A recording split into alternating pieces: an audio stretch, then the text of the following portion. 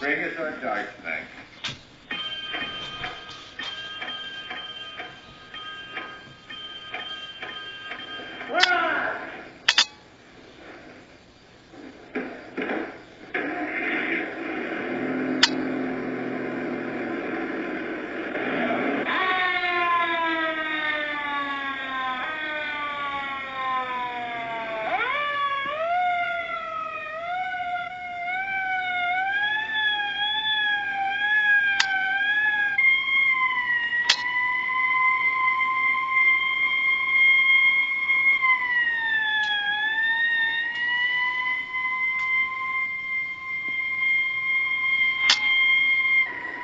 Men set in motion by danger.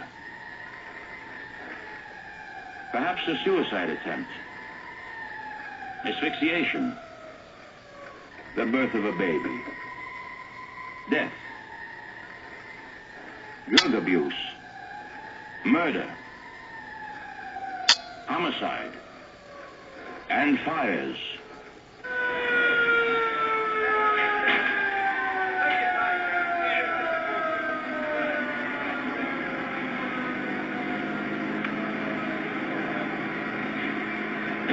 Every day, Newark's rescue squad men face and fight the extremes of human existence that beset today's cities. Most dangerous are the fires, with helpless victims of smoke, falls, or burns in urgent need of rescue. Back to the firehouse, but for how long?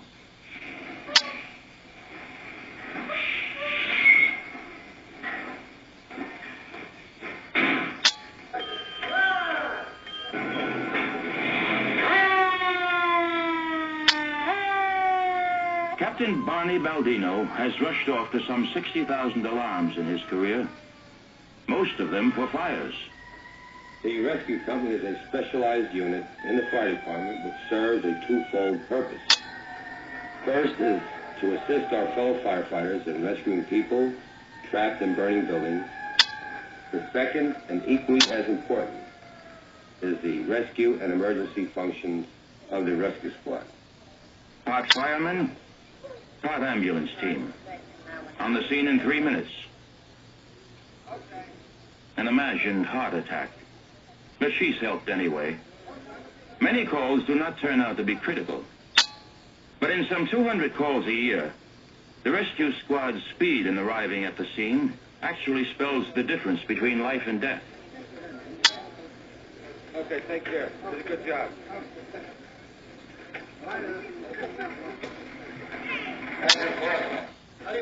The men share the cooking, the driving, the cleaning, the watch during the night, and each other's company. Joe, I make breakfast this Saturday. Navy style. Beans and bacon. Yes? The talk flies lightheartedly back and forth. But behind the calm faces, there is an ever-present tension. When will the alarm sound? And what will it be? Somewhere out there in the city, someone is being assaulted or committing suicide. Somewhere, someone is giving birth or setting a fire. Problems as old as man himself. The radio reports the exact location and nature of the emergency. A woman with a heart attack. Cardiac equipment and oxygen are broken out, checked, and the men are ready.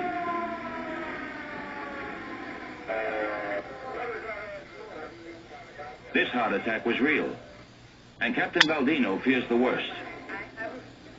But they strive to start her heart beating again. They do all they can.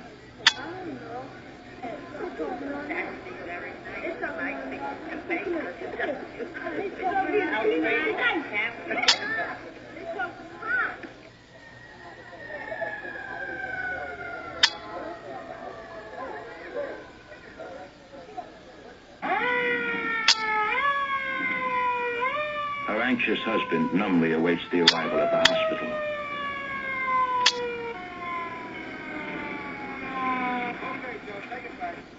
60,000 lives are needlessly lost each year because of improper handling by unskilled ambulance teams.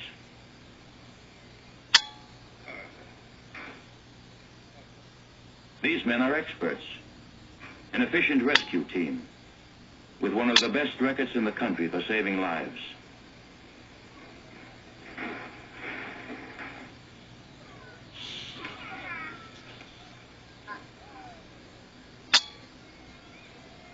But unfortunately, this woman died. You never really get callous. You feel it, regardless of how often you see it. You feel it. Rescue 1 to headquarters. Rescue 1, sir. Rescue 1 available, returning to quarters. Okay, Rescue 1. Rescue 1, use the telephone alarm by 20. Night in the city. 217. The 14-hour night shift begins with an emergency call from a downtown hotel. You want the 11th floor. Every second is vital. It takes only a second for a heart to stop or a gun to go off. They must find the place and find the person fast. Captain Baldino's team quickly zeroes in on the emergency.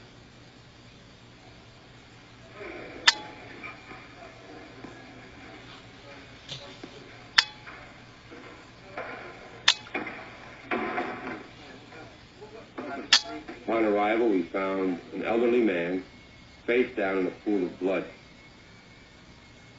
And we noticed a severe laceration on the right temple. A desperate situation.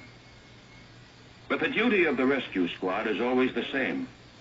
To calm the frightened, rescue the injured, and save lives. You have to treat people like people. And if we can help them, that's what we're there for.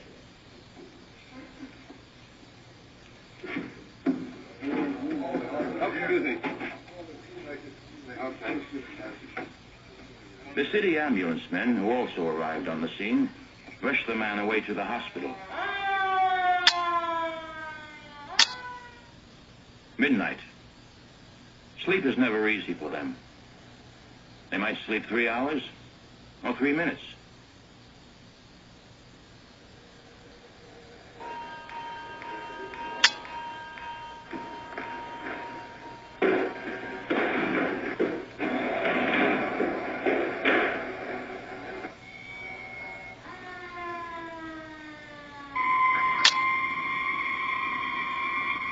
Besides age-old problems to deal with, modern life has given us newer, harsher dangers. Electrocutions and car accidents. And here, a 17-year-old boy trapped by the specter of drugs.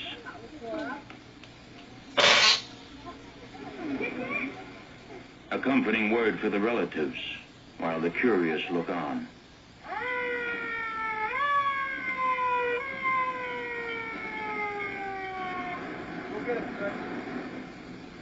All right, hold on. Okay.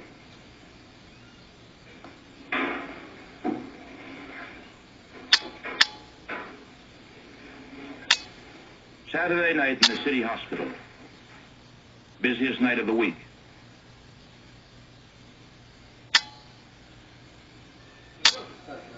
The emergency room. In this night alone, Captain Baldino and his squad will respond to 2 heart attacks, 2 shootings, 2 stabbings, 3 false alarms, and this drug overdose. The rescue squad works hand in hand with the hospital staff trying to save the boy. They know that hundreds of people die each year from drug overdoses. Thanks to their experience, this boy is alive today.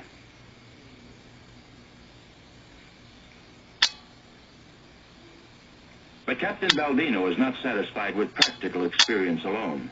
Well, let's see. You were referring to the... We meet 3 times a week, and we study. the pressure. To improve their skills, they study the latest books and learn from each other. The newest rescue and first aid procedures. In other words, we have Improved firefighting techniques. an 850-pound pressure on our high-pressure hose, They said 50% above, so there'll be a 1,200-pound proof pressure test on his hose. Rescue 1. Rescue 1, Captain Baldino.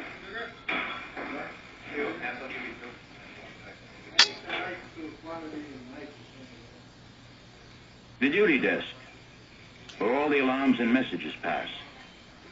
The duty room is active around the clock. Captain Baldino's team comes on at 8 a.m. for the 10-hour day shift.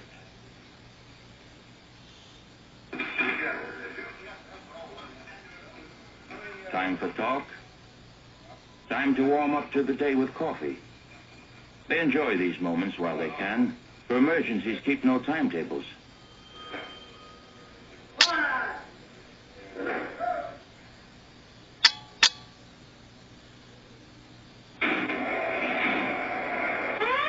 What is it this time? A false alarm? A mad dash off to nothing at all? Not this time.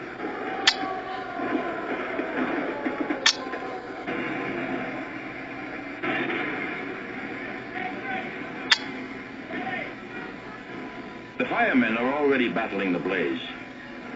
It's up to Captain Baldino and crew to find anyone who might be trapped or overcome by smoke, and then to get them out.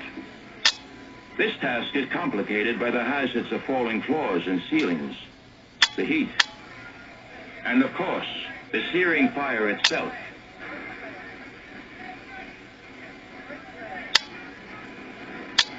Rushing headlong into fires and pulling victims away from the flames would be cheered as heroic if performed by the man in the street. But little acclaim is showered on these men who perform the heroic every day.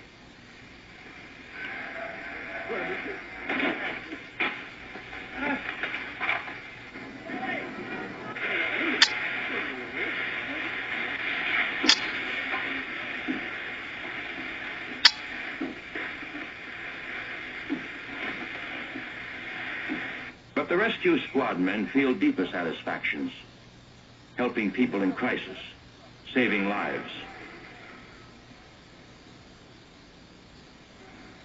At last, the firemen subdue the blaze, and the rescue squad can return to quarters.